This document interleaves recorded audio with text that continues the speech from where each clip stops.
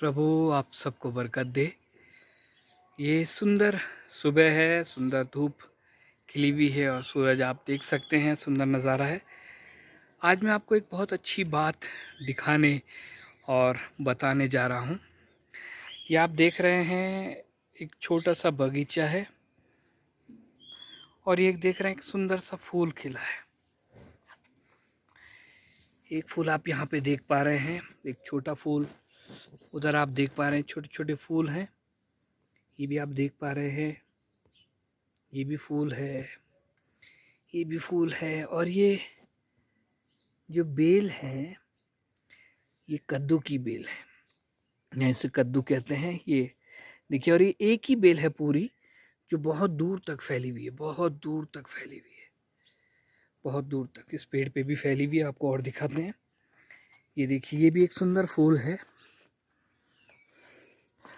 ये देखिए, ये भी एक सुंदर फूल है और इस पे बहुत सारे फूल इस पे लगे हुए हैं, इस बेल के ऊपर।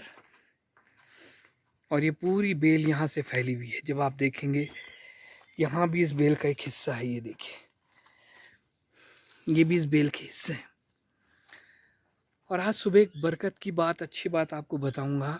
जब मैं इसको देखने लगा, और इससे लगभग 4 महीने इस बेल को हो गए हैं और अब फलों का सीज़न भी जाने वाला है। इस पे कद्दू लगते हैं, इस पे बहुत से फूल आए, बहुत से फूल खिले, लेकिन अफसोस की बात है, इस पे एक भी कद्दू नहीं लगा, एक भी कद्दू नहीं लगा।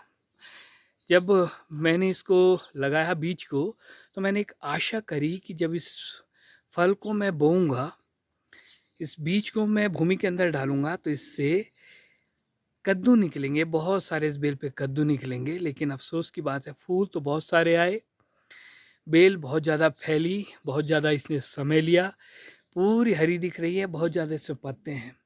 लेकिन जिस चीज़ की मैंने इससे आशा करी, वो चीज़ ये मुझे दे नहीं पाया। मेरे इज़्ज़ों, खुदा का कलाम भी कुछ ऐसा ही कहता है। हम चर्च जाने वाले लोग हैं, बाइबल पढ़ने वाले, प्रार्थना करने वाले लोग हैं, और बहुत से काम हमारे जीवन में ऐसे होते हैं जो हरे पेड़ों के समान, इसकी पत्तियों के समान हरे तो दिखाई दे रहे हैं। परमेश्वर ने आशा तो आपसे और मुझसे लगाई है। फूल तो हमारे जीवन में बहुत हैं, बहुत सी चीज़ें, हमारा जीवन, पहनावा, चाल चलन, वचन को पढ़ना, प्रार्थना कई बार बहुत खूबसूरत दिखाई तो देती है। फैले भी हम बहुत हैं, बहुत लगे भी हमें बहुत समय हो गया है। लेकिन अजीज़ों, अफसोस, फलों का समय चला गया और इस बेल को उखाड़ा जाएगा, इससे कुछ प्राप्त नहीं हुआ। कई बार हमारा जीवन ऐसी होता है। परमेश्वर हमसे फल चाहता है, और बाइबल में लिखा हुआ है कि मैंने तुम्हें चुना है, तुम्हें नियुक्त किया है कि तुम जाओ, तुम फल लाओ और तुम्हारा फल बना रहे।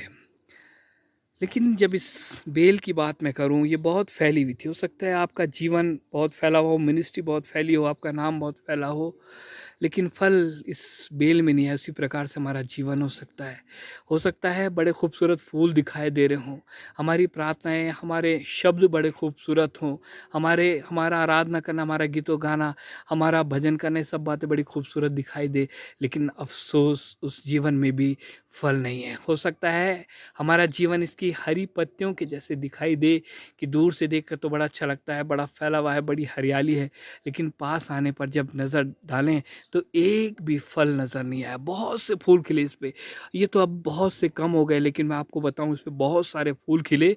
और हर दिन मुझे एक आशा थी कि शायद कोई ना कोई फल, या कद्दू की बेल है तो कोई ना कोई कद्दू इस पे निकलेगा। लेकिन 4 महीने इंतज़ार करने के बाद आज फिर एक अफसोस के साथ मैं इस पेड़ के सम्मुख या इस बेल के पास खड़ा हुआ हूँ, क्योंकि मुझे इसमें एक भी फल नहीं दिखा और मेरी सारी मेहनत इसके ऊपर बर्बाद गई। इसने मेरे खेत को, या इसने इस भूमि को रोक करके रखा कि मैं इसकी वजह से कुछ और भी इस पे ना लगा पाऊँ। इसने बहुत समय लिया है और अब फल का समय चला गया है। अजीज़ों, अंतिम समय है, यीशु मसीह जल्दी आने वाले हैं। और आज भी यीशु मसीह आशा लगाए हैं, जैसे मैं इस बेल से आशा लगाए हूँ कि शायद इस पे एक फल आ जाए, एक कद्दू आ जाए।